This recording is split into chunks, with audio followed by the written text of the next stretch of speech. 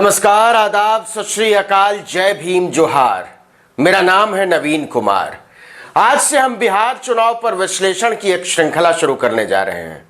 रोज आप इसे हमारे YouTube चैनल पर सुन सकते हैं, देख सकते हैं। कमाल देखिए कि बिहार चुनाव का एजेंडा किसी नेता ने तय नहीं किया है, किसी सरकार ने तय नहीं किया है, किसी पार्टी ने भी तय नहीं किया है। एक लोक गायिका ने तय किया है। उसने बिहार के हालात पर तंज कसते हुए एक सवाल उछाला था। बिहार में का बा, बेरोजगारी बा, भ्रष्टाचार बा, मंगरुआ बीमार बा। अब जबकि चुनाव प्रचार अपने उरूज पर है, इस सवाल का जवाब जनता की तरफ से मिलने लगा है और वो जवाब यह है कि बिहार में बगावत बा। जी हां, बगावत। जो व्यवस्था चल रही है उस व्यवस्था से बगावत। जो नारे विकास और सुशासन के नाम पर हवा में उछाले गए हैं उन नारों से बगावत, और जो बगावत राजा की नीयत से खड़ी हो रही है। आरटीआई से ये जानकारी मिली कि अपना चेहरा चमकाने के लिए इन्होंने विज्ञापन पे 500 करोड़ रुपए खर्च किया। यकीन मानिए, बिहार का जनादेश एक बार फिर से चौंकाने जा रहा है। चुनाव की जो बयार बह रही है उसने एक बात बहुत साफ कर दी है। लालू यादव अपनी मौजूदगी से नीतीश का जितना नुकसान नहीं करते, उससे कहीं ज्यादा वो अपनी गैर हाजिरी से कर रहे हैं।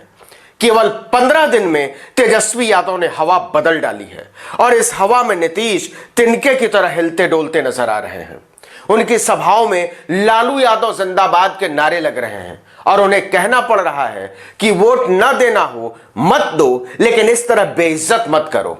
उनकी समझ में आ रहा है कि बिहार में काबा का जवाब सामने है।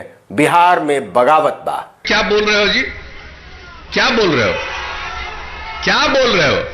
जरा हथवा उठाओ। कैगो अनाप शनाप बोल रहे हो? जरा हाथ उठाओ। यहां पर यह सब हल्ला मत करो। आपके मन में सवाल होगा कि क्या नीतीश कुमार और नरेंद्र मोदी के मिले जुले करिश्मे पर भी तेजस्वी का तेज भारी पड़ेगा? तो इसका जवाब यह है कि आपका सवाल ही गलत है। अब ना तो नीतीश कुमार में कोई करिश्मा बचा है, न नरेंद्र मोदी में। सियासत के प्रवाह में दोनों ही नाकाम, निस्तेज और नजरिया विहीन साबित हो चुके हैं। खासकर संक्रमण के दौरान बिहार के प्रवासी मजदूरों के साथ जो सलूक हुआ, दिल्ली से जिस तरह से पैदल पहुंचे, बंबई से पैदल पहुंचे, जिस तरह से करोड़ों लोगों की नौकरी गई, जिस तरह से इलाज के बिना लोगों की जानें गई हैं, उसने नरेंद्र मोदी और नीतीश कुमार दोनों को सिर्फ जुमलेबाज साबित कर दिया है।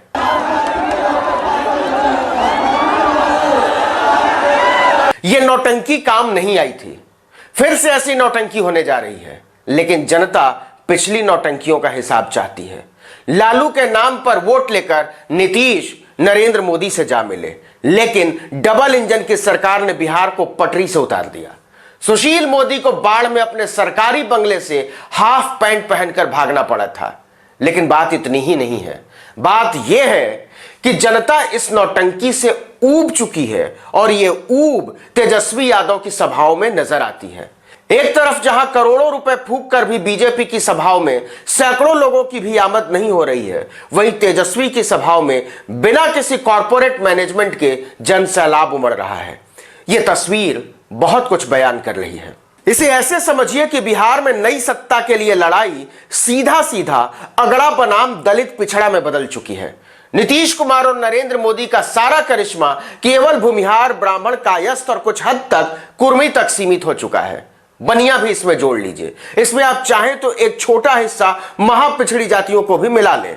लेकिन लालू यादव के बाहर रहते हुए जो माई समीकरण ध्वस्त हो चुका था, या यूं कहें कि जिसे ध्वस्त करके ही नीतीश कुमार ने लालू यादव के हाथ से सत्ता छीनी थी, उसे तेजस्वी यादव ने लालू यादव के जेल में रहते हुए न केवल फिर से जिंदा कर दिया है, बल्कि उसे विस्तार भी दिया है।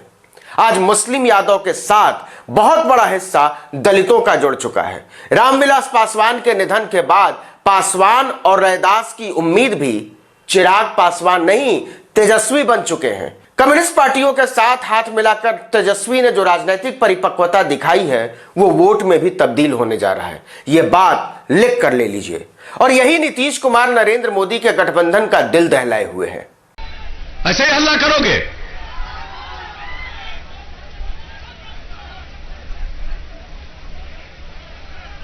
चलो यहां से निकलो। 14% यादव और 18% मुसलमानों के वोट में इस बार कोई सेंध नहीं लगने जा रहा है। इसमें कम से कम 4% वोट दलित, महादलित और महापिछड़ा का भी जोड़ लीजिए तो 36% वोट के बाद चुनाव में कुछ बचता नहीं है। तेजस्वी मानकर चल रहे हैं कि भूमिहार, ब्राह्मण, कायस्थ उन्हें वोट नहीं देने जा रहा है। बीजेपी ने जिस तरह से टिकट का बंटवारा किया है उससे यह बात साफ साफ समझ में आती है कि उसने भी मान लिया है कि मुस्लिम, यादव और दलितों का एक बड़ा तबका उसे वोट नहीं करने जा रहा है और उसने इस स्थिति को स्वीकार कर लिया है। 243 में से 110 सीटों पर बीजेपी के टिकट बंटवारे ने साफ कर दिया है कि वो केवल अगड़ी जातियों पर भरोसा कर रही है। इन 110 सीटों में से 51 सीटों पर उसने अगड़ी जाति के उम्मीदवारों पर ही भरोसा किया है, जिनकी आबादी केवल 16% है। इन 51 सीटों में से 22 सीटें राजपूतों को, 15 भूमिहारों को, 11 ब्राह्मणों को और 3 कायस्थों को गई हैं। बची हुई 59 सीटों में ओबीसी, दलित, आदिवासी सारे हैं, जिनकी आबादी 74% के आसपास है। इनमें से भी 15 सीटें यादवों को दी है। दरअसल बीजेपी 2015 वाले गणित पर ही चल रही है। उसने अगड़ी जाति के 65 उम्मीदवार उतारे थे और 157 में से 104 सीटें हार गई थी। इस बार फिर से वो वही गलती कर रही है। ये तो बड़ा हास्यास्पद बयान मुख्यमंत्री जी का है और कहते हैं कि समुंदर बिहार में नहीं है, इस वजह से उद्योग और कारखाने नहीं लग सकते। बुजुर्ग नीतीश और बुजुर्ग नरेंद्र मोदी दोनों के सामने तेजस्वी यादव ने एक ऐसा युवा तूफान खड़ा कर दिया है जिसका जवाब उनके पास नहीं है। तेजस्वी शांत हैं, सौम्य हैं और सबको स्वीकार्य हैं। वो कभी हल्की बातें नहीं करते और ना ही नरेंद्र मोदी की तरफ व्यक्तिगत हमले पर उतरते हैं।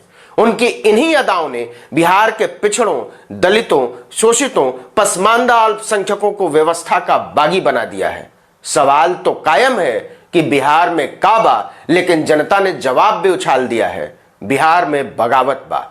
इस वीडियो में इतना ही, लेकिन अगर आपने अब तक आर्टिकल 19 इंडिया को सब्सक्राइब नहीं किया तो फौरन कर लीजिए, बेल आइकॉन दबाइए, लाइक, कमेंट, शेयर कीजिए और हमारे फेसबुक पेज आर्टिकल 19 इंडिया को सब्सक्राइब करना, लाइक करना मत भूलिए। नमस्कार।